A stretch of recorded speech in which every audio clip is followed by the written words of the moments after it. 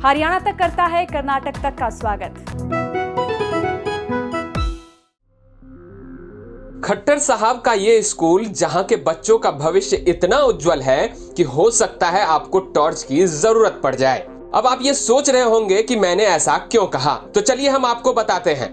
18 अप्रैल को हमने कैथल के एक स्कूल की सच्चाई आपको दिखाई थी, जहां बच्चे तो रोज आते हैं लेकिन वहां ना तो एक शिक्षक आते हैं और ना ही प्रिंसिपल। तो ऐसा ही एक और स्कूल है जो सोनीपत से महज 8 किलोमीटर की दूरी पर सांदल खुर्द गांव में है।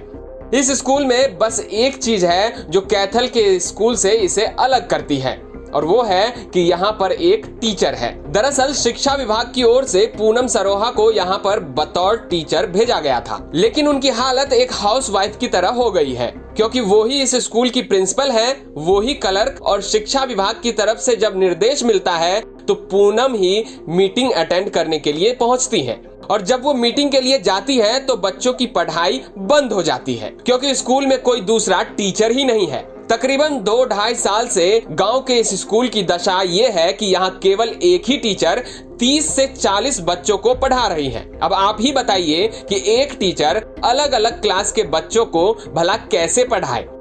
स्कूल है और किस प्रकार की संख्या, कितने सालों से यहाँ पर टीचर की कमी है? ये जीपीएस सांदल खुर्द है सोनीपत ब्लॉक में, और यहाँ 2-2.5 साल से मैं एक ही टीचर हूँ। अभी बच्चों की संख्या 30+ है। मैम बात कर रहे तो पहले इसकी रिक्वायरमेंट के लिए लिखा जा चुका है? हाँ बिल्कुल लिखा जा चुका है, बट ये है कि जब ट्रांसफर होंगे तब कोई टीचर आएगा, और ट्रांसफर शेड्यूल बीच में अटक जाता है।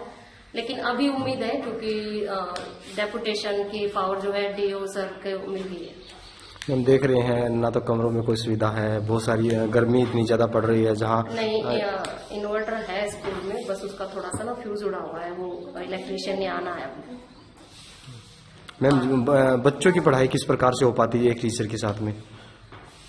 एक टीचर के साथ में पहले तो इन्हें बेसिक ही करवाया जा रहा है, क्योंकि ड्यूरिंग कोरोना टाइम में सभी बच्चे अपना बेस भूल चुके हैं। बेसिक इनका जैसे क्लियर होता है तो जो जिस स्टूडेंट की जैसी रिक्वायरमेंट होती है उसको मैं अलग से टेबल पे बुला के करवाती हूँ, जब तक बाकी बच्चे अपना जो पाठ देते हैं उसे दोहराते रहते हैं। मैम काफी टाइम आपको पढ़ाने में लगता हुआ अकेले? हाँ, टाइम बहुत लग जाता है और पूरा दिन लग जाता है, और जब देखती हूँ शाम को तो हुआ बहुत थोड़ा सा होता है।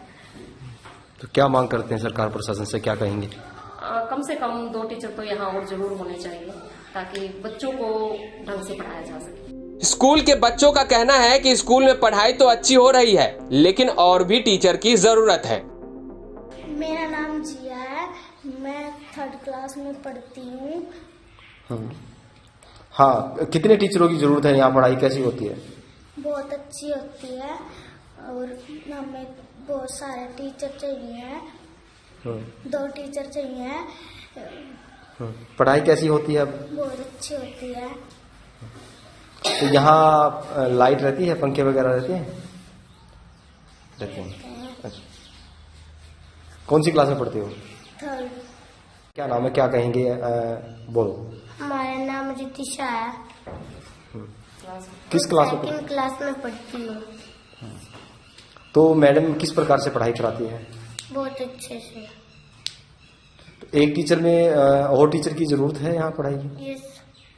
जरूरत है, होने चाहिए। यस। वही जब शिक्षा विभाग के अधिकारी से इस बारे में बात की गई तो उन्होंने कहा जल्द ही इसका समाधान किया जाएगा। हाँ, हमारे कुछ स्कूल ऐसे हैं जहाँ पर टीचर की कमी जरूर है, लेकिन उसमें ये विभाग का ये प्रयास है कि वो जल्दी ही रैशनलाइजेशन करके और जहाँ बच्चे हैं उस बच्चों के हिसाब से जो टीचर की व्यवस्था की जाएगी। सर जैसे सांदल खुर्द का स्कूल है, 2.5 साल से इस प्रकार की व्यवस्था नहीं हो पाई है। एक ही टीचर क्या तो पढ़ाएगी, क्या ऑफिस का काम कर सकेगी, उसके लिए काफ़ी चैलेंज है। बहुत जल्दी ही जो है इस तरह की व्यवस्था कर दी जाएगी, जहाँ बच्चे हैं उसके अनुपात में ही टीचर जो वहाँ पर भेज दीजिए। अब तो अधिकारी साहब भी ये मान रहे हैं कि शिक्षकों की कमी सिर्फ कैथल या सोनीपत के स्कूल में ही नहीं है, बल्कि और भी ऐसे स्कूल हैं। हालांकि अब देखना होगा कि इस बार भी स्कूल में शिक्षकों की कमी को पूरा किया जाता है या खट्टर साहब अपने बिना शिक्षक वाले स्कूल का ही ढिंढोरा पीटते रहेंगे। हरियाणा तक के लिए सोनीपत से पवन राठी की रिपोर्ट।